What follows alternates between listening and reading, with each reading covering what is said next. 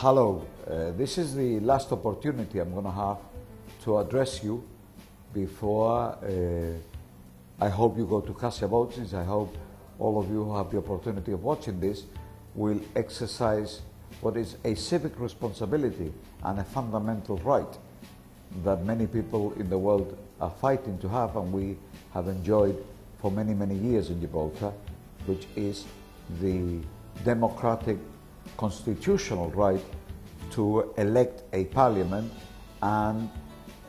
in voting for that parliament effectively to decide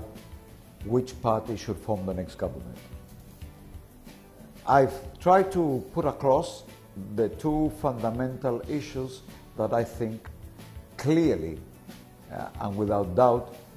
divide us from the GSD. Because on those two issues, it is not a question of how much or how little or how costly or how cheap, but whether we believe there is something that is a major issue that needs to be tackled or there isn't. The GSD entered this election saying that you should keep on trusting them because of the huge success in creating jobs. They failed to tell you that practically all the jobs that they've created in the last 15 years, which in fact they haven't been created by the government at all, that most of them have been created in the private sector, but nevertheless, under their time in office, was something we should all be rejoicing about, but they didn't tell you that practically all of them had gone to frontier workers.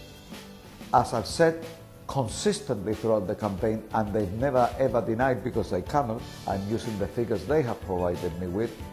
the growth in frontier workers officially registered. Mr. Caruana himself says there are probably a few thousand unregistered workers as well,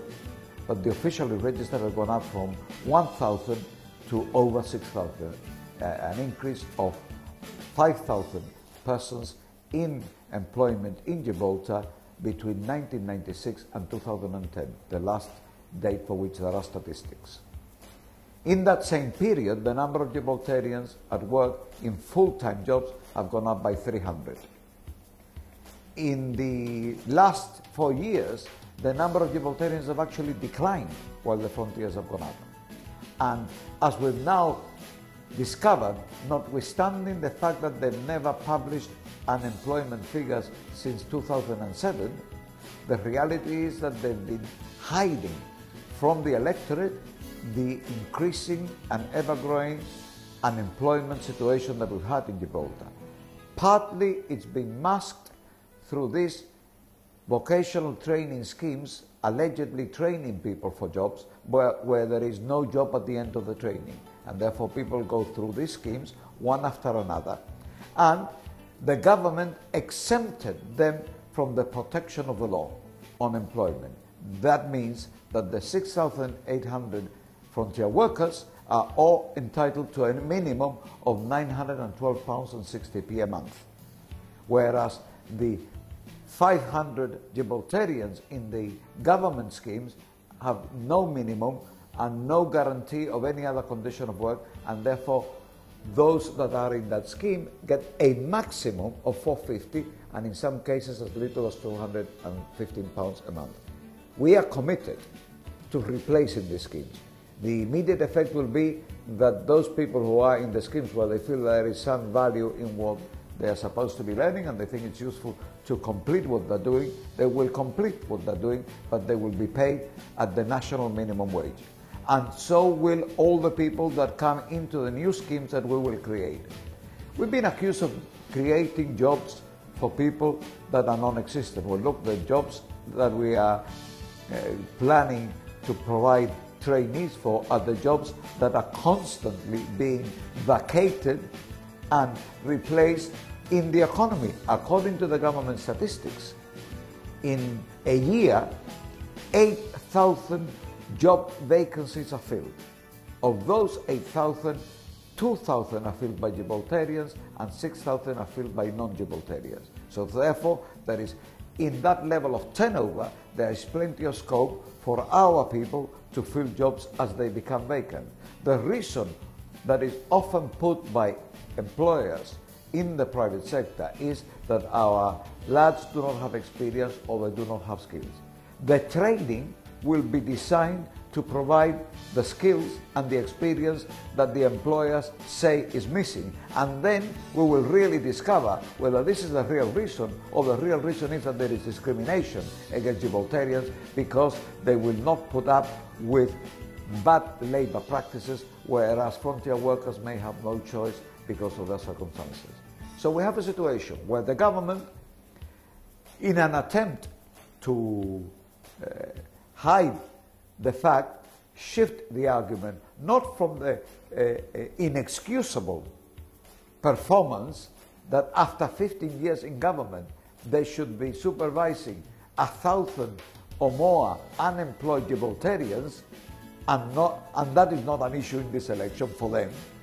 and instead say that the issue is that it will cost £11 million. Well, if it costs £11 million, then there must be over 1,200, because if half of them are already getting £450, which is an average of £5,000 a year, the cost can never be £11 million. And if the rest are getting nothing, then the £11 million implies something of the order of 1,100 to 1,200 people with virtually zero incomes, living presumably on welfare or on hands-out from family and friends. If that situation is what exists, then even if the scheme was not going to be a success, of which I am convinced it will be, £11 million in trying to solve the enormous problem that there is in our society, where out of 9,000 Gibraltarian workers, 1,100 are living on the breadline, would be a far better investment than paying commission to some well-known names in Gibraltar, running into millions of pounds every year to supervise government projects. So those are the priorities, and therefore I am saying to you, what you have a duty to do when you exercise this privilege and an obligation and right that we have to select a government, you should select it not because they are better than I am at hurling insults at the opposing party, but because you prefer and support the policy that we are committed, which is that 1,100 Gibraltarians out of work and without an income is totally unacceptable in a booming economy in 2011. Well, from the information that is available to us, other than people in the construction training center, where they're supposed to be partly placed with employers in the construction industry to do practical work, and part of the time doing theoretical training in the construction training center to get MBQs in construction trades. Other than that, which is a very small proportion of the 500, everybody else is actually placed in what is virtually school leavers' works experience environments, so that they are not occupying a job in theory. They're really there working alongside somebody and theoretically acquiring some work experience skills, but with no formal qualifications, no formal training at the end of it, and that is the bulk. And therefore, really, in many of these cases, what the youngsters concerned tell us is that employers at the end of the 6 months, when they've sort of picked up the ropes, say, well, okay, thank you very much, now you can go back to the bleak house outfit, you know, and they will find you a placement with somebody else, and then a new